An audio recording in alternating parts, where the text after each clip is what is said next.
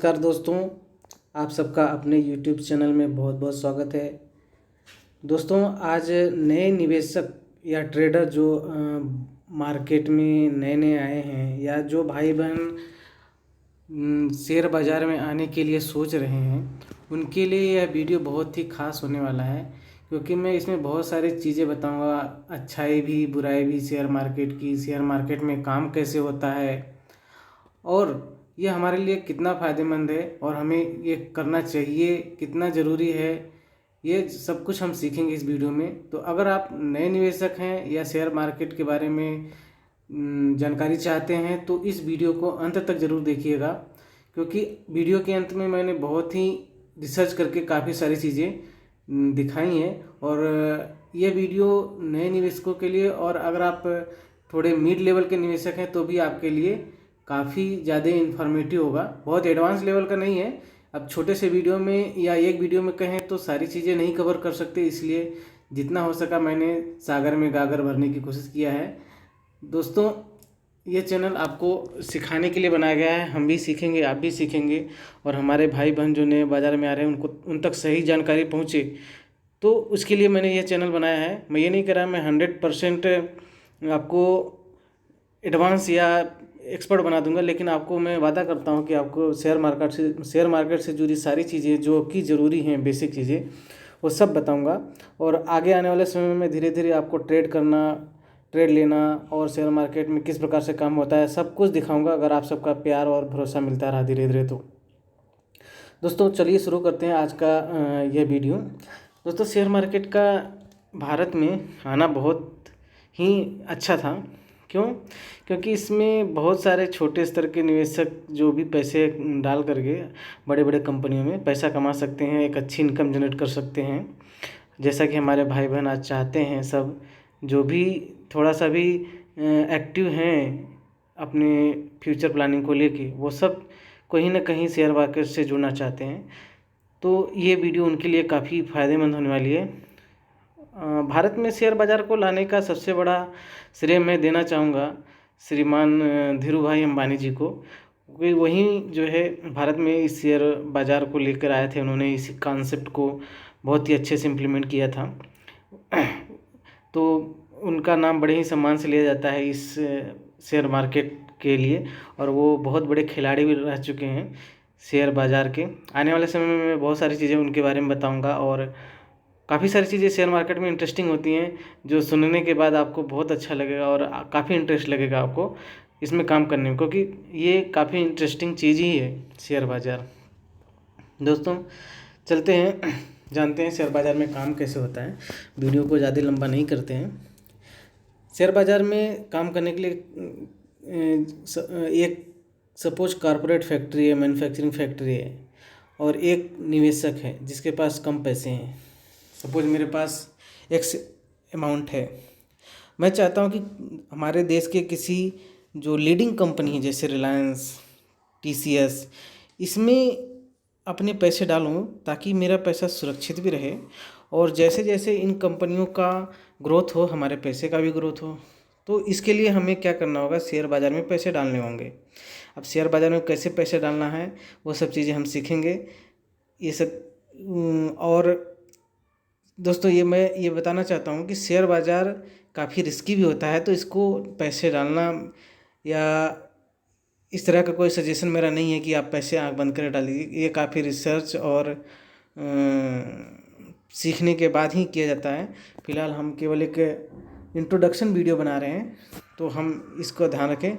और दोस्तों, मैं एक बात और बताना चाहता हूँ, मैं कोई सेबी रजिस्टर्ड एडवाइज़र नहीं हूँ।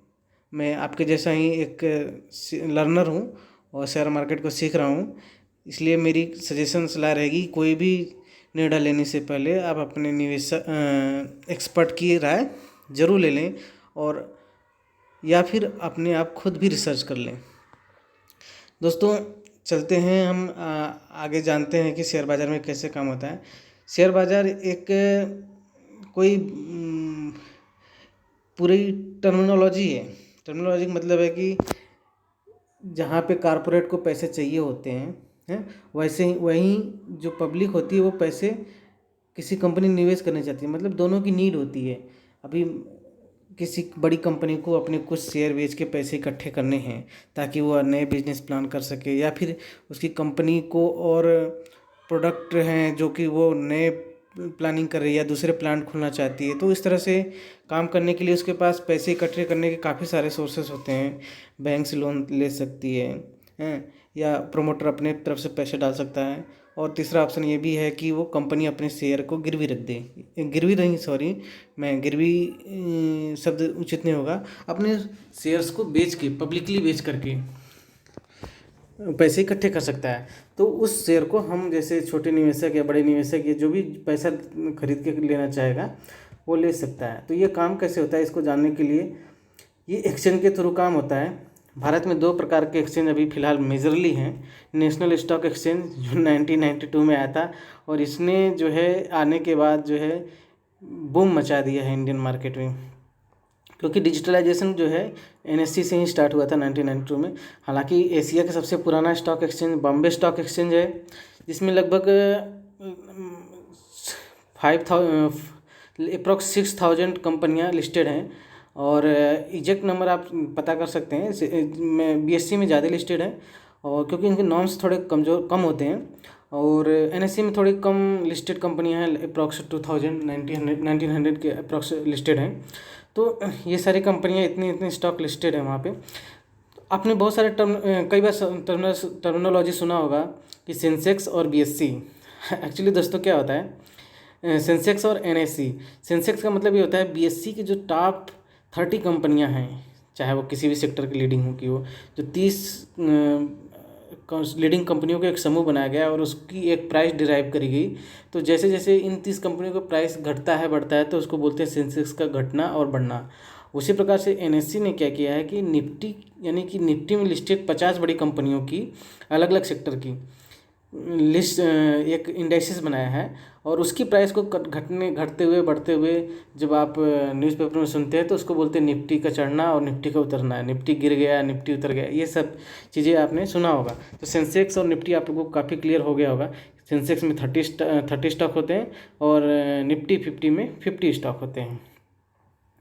और अभी फ़िलहाल निफ्टी जो है 17,400 के लगभग है, 17,300-400 का ऑल टाइम हाई बना रहा है। बहुत ही ज़बरदस्त बूम दिखाया है कोरोना वायरस के बाद निफ्टी ने।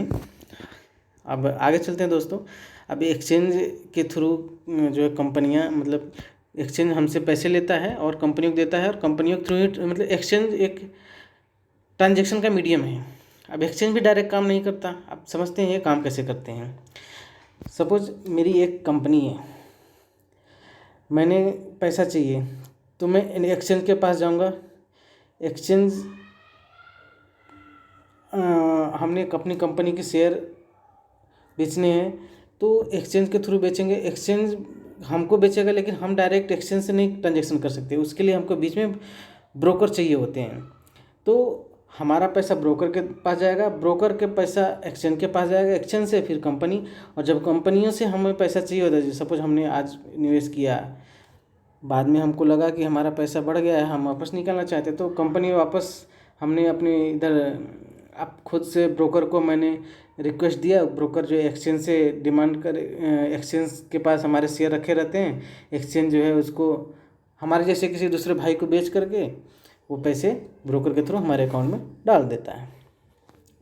तो दोस्तों आपको समझ में आ गया होगा कि ये सब टर्मिनोलॉजी कैसे काम करती है। हमारा डायरेक्ट कोरिलेशन नहीं होगा एक्सचेंज के थ्रू या कंपनी के थ्रू, इसके लिए 2 और मीडिएटर चाहिए होते हैं, एक्सचेंज और ब्रोकर।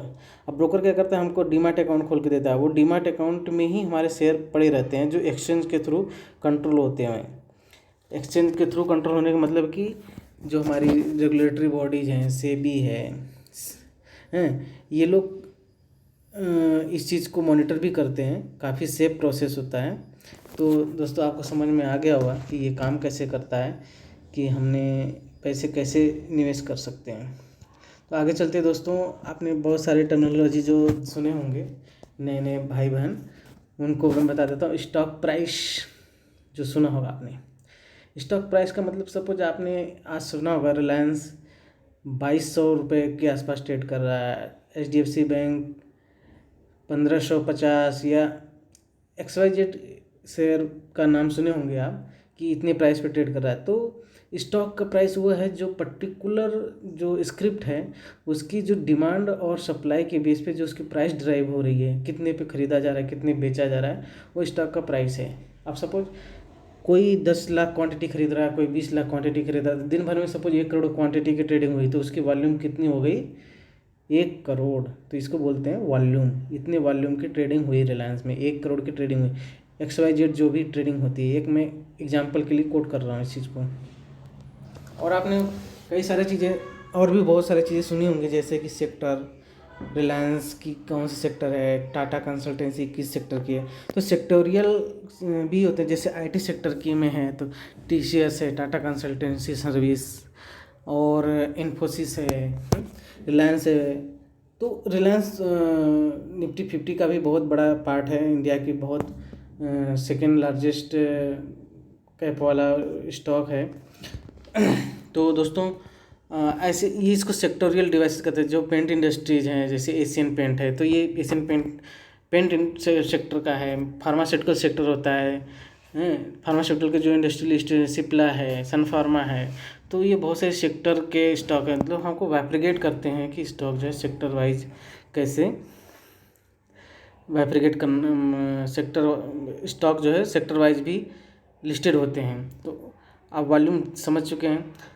नंबर ऑफ ट्रेड ये होता है दोस्तों, जैसे 1 करोड़ ट्रेडिंग हुई तो 1 करोड़ ट्रेडिंग होने का मतलब कि हो सकता है किसी ने एक व्यक्ति ने 10 लाख की करी हो, एक व्यक्ति ने 10,000 की करी हो, तो टोटल 20 लोगों ने मिलकर के 1 लाख की ट्रेडिंग करी होगी। और एक ही करोड़ की ट्रेडिंग अगले दिन हो सकता है 40 लाख लोगों ने मिलकर करी होगी। तो कितने नंबर ऑफ ट्रेड एग्जीक्यूट किए गए उसको नंबर ऑफ ट्रेड कहते हैं। कितने लोगों ने किए उसको आदान प्रदान, वो नंबर ऑफ ट्रेड हो गया। डिलीवरी ये हो गई दोस्तों कि आज हमने खरीदा और शेयर को, और हमने अपने पास उसको सुरक्षित रख लिया, डीमैट अकाउंट में सेफ रख लिया कि हम कभी जब इसका प्राइस बढ़ेगा तब हम बेचेंगे, आज नहीं बेचेंगे। आज ही बेचने को इंट्राडे ट्रेड कहते हैं, और आज खरीद करके एक दिन बाद बेचने को या एक दिन से ज़्यादा बेचने को डिलीवरी ट्रेड कहते हैं। तो दोस्तों उम्मीद करता हूँ कि आपको ये सब चीज़ें समझ में आ गई होंगी। अगर आपको और भी चीज़ें कुछ सीखनी है तो आप नीचे कमेंट कर सकते हैं। अब हम जान लेते हैं शेयर मार्केट के कुछ स्टॉक, जैसे कि आपने एशियन पेंट अभी मैंने बताया, Kotak Mahindra bank, TCS, Tata consultancy service, Hindustani Unilever, HDFC loans, Reliance. दोस्तों ये दिग्गज कंपनियां हैं, ये बहुत बड़ी बड़ी कंपनियां हैं। अगर आपको एक तरह से बता दिया जाए कि आप कंपनी के शेयर खरीदने का मतलब आप कंपनी के मालिक बन जा रहे हैं। आप थोड़े से पैसे निवेश करके आप इन कंपनियों को बड़े बड़े CEO को पगार दे रहे हैं, ऐसा सोच लीजिए इनको। अब ये आपके लिए काम कर रहे हैं, आप ये अपने कंपनी के लिए काम करेंगे तो आपके प्राइस जो आपके शेयर की प्राइस बढ़ेगी, शेयर की प्राइस बढ़ेगी तो आपकी जो इन्वेस्टेड वैल्यू है वो बढ़ेगी। तो इतनी बड़ी बड़ी कंपनियों में निवेश करने का सबसे बड़ा और सबसे आसान तरीका है शेयर बाज़ार। दोस्तों और भी दूसरे कंपनियों देख लेते हैं, L&T infotech, L&T technology, Infosys. अब मैंने जैसे आपको बताया इंडेक्सेस होते हैं, जैसे कि बहुत सारे इंडेक्सेस होते हैं, स्ट्रेटजी इंडेक्सेस, सेक्टर इंडेक्सेस। हम यहाँ पर केवल 2 इंडेक्सेस की ही बात करेंगे फिलहाल, ताकि ज़्यादा वीडियो कॉम्प्लिकेटेड ना हो। जैसे अभी हमने आपको बताया कि सेंसेक्स और निफ्टी, तो निफ्टी 50 में 50 स्टॉक आते हैं। ऊपर देख सकते हैं कि इसकी जो रिटर्न है, कब कितना प्राइस था, कितना फ्लक्चुएशन था, कितनी ट्रेडिंग वैल्यू हुई, ये सारी चीज़ें ऐसे रिकॉर्ड होती हैं। अब निफ्टी 50 के बाद भी और से बहुत सारे स्टॉक बनते हैं, Nifty next 50, Nifty 100, Nifty 200, Nifty 500। तो फिर इन सब चीज़ों को इंडेक्सेस कहते हैं। ये सब समूह जो हैं, मतलब एक ग्रुप जो किया जाता है उनको निफ्टी इंडेक्सेस कहते हैं। निफ्टी ने इंडेक्सेस बनाया है ये उनकी वैल्यूएशन के आधार पे। अब वैसे ही सेक्टोरियल इंडेक्सेस बन जाते हैं। बैंक निफ्टी, बैंक की जो बड़ी बड़ी कंपनियां उनकी एक ग्रुप बना दिया है, bank industries, auto industries, financial service, FMCG, IT, media. इस तरह से जितनी सेक्टर वाइज कंपनियां हैं सबकी इंडेक्सेस बनाई रहती हैं, और सबको ये ट्रैक करने के लिए आसानी होती है। इसका बनाने का फ़ायदा ये होता है कि हमको अपनी इकोनॉमी ट्रैक करने के लिए, अपना इन्वेस्टमेंट ट्रैक करने की आसानी होती है कि कौन सा सेक्टर में अभी उछाल आने वाला है। दोस्तों ये सब चीज़ें ट्रैक करने में आसानी होती है हमको। तो दोस्तों आगे चलते हैं हम अगले वीडियो पे। अब हम जान लेते हैं कि निवेश करके अभी से इतनी सारी चीज़ें तो हमने बता दी आपको। अभी आपको ये जानना है कि निवेश करने का फ़ायदा क्या है, कितना फ़ायदा होता है। अब आप देख सकते हैं 1995 में जब निफ्टी ने स्ट्रेटजी बनाया गया था निफ्टी 50 का, तो उसके बाद आज के दिन में कितना परसेंट हाइक हुआ है, मैं इसको अभी आपके सामने कैलकुलेट करके दिखाऊंगा। इसकी जो कंपाउंडेड वैल्यू है, कोई भी एफडी, मैं आपको इनकरेज नहीं कर रहा हूँ कि आप इसमें निवेश करें अपनी एफडी को तोड़ के या बैंक से कर्ज ले करके, बिल्कुल नहीं दोस्तों। ये एक बहुत रिस्की इंस्ट्रूमेंट है निवेश करने का, जिसको समझ है वही करना चाहिए। हालांकि सीखने के साथ ये बहुत आसान भी हो जाता है, लेकिन मेरी सलाह आपको रहेगी कि आप ज़रूर सीखिए तभी आप निवेश करिए। तो दोस्तों देख सकते हैं आपकी किस प्रकार से ईयर ऑन ईयर निफ्टी ने राइज किया है। मैं आपको एक छोटा सा एग्जाम्पल कोट करता हूँ। निफ्टी ने 1995 से जो लो बना था 822 और 2021 में जो उसका हाई अभी है 17,400 प्लस चला गया था। मैं 17,400 पकड़ के चलते हैं, तो इसका CAGR अगर कैलकुलेट करें तो अप्रॉक्स 12.99% आ रहा है। मतलब ज़बरदस्त, इतना रिटर्न आपको कोई बैंक नहीं दे सकती, कोई बॉन्ड नहीं दे सकता, कहीं से भी नहीं मिल सकता। 12.99% ईयर ऑन ईयर CAGR बन के आ रहा है। अब मैं आपको बताता हूँ कि अगर आपने 10,000 रुपये 1995 में इन्वेस्ट किए होते तो डेफिनेटली आपको इस पर कुछ टैक्सेस वगैरह सब देने होते। तो इसकी कैलकुलेट करने के लिए मैंने एक ब्रोकर की साइट पे जा करके इसको कैलकुलेट करके भी आपको दिखाया है कि किस प्रकार से ये रिटर्न जनरेट करेगा। तो आप पहले इमेज में देख सकते हैं लेफ्ट साइड में कि अगर आप 10,000 लमसम निवेश किए होते 25 ईयर्स 13% के CAGR पर, तो आपका जो डायरेक्ट एक डायरेक्ट म्यूचुअल फंड के थ्रू अगर किए रहते हैं, मैं एक टैक्सेस वगैरह को भी इसमें कैलकुलेट कर ले रहा हूँ ताकि किसी प्रकार का डाउट न रहे कि हमारा एक्चुअल में रिटर्न इतना रहेगा कितना। तो अप्रॉक्स 2.28 लाख रुपीज़ हो गए होते हैं आपके। सोचिए दोस्तों कितना परसेंट रिटर्न हुआ आपका, बहुत ज़्यादा। और वहीं अगर आपने 500 रुपये SIP के थ्रू निवेश किए रहते तो ये आपके पैसे हो जाते 11.03 लाख। बहुत ही ज़बरदस्त, मतलब कि इतने पैसे निफ्टी ने छाप दिए कि लोग मालामाल हो गए। इसमें कई सारे अप एंड डाउन्स भी आए हैं देखने के लिए, लेकिन जिन्होंने स्ट्रिक्टली होल्ड करके रखा अपना पोर्टफोलियो, इतने रिटर्न उसको मिले और ये बहुत ही अच्छा रिटर्न है। तो इसके लिए हम अपने आप को फाइनेंशियली फ्री करने के लिए शेयर मार्केट में निवेश करना चाहिए। ये मेरी आप सबको सलाह है, लेकिन ब्लाइंडली नहीं करना चाहिए, ये भी सलाह है ताकि आपका निवेश सुरक्षित रहे, आपका फ्यूचर प्लानिंग भी जो जिस प्रकार से कर रहे हैं उस तरह से हो। तो इसके लिए आपको वाइज डिसीजन लेने पड़ेंगे। दोस्तों आज का वीडियो कैसा लगा आप हमें कमेंट करके ज़रूर बताइएगा, और अच्छा लगे तो अपने दोस्तों के साथ शेयर ज़रूर करिएगा। धन्यवाद।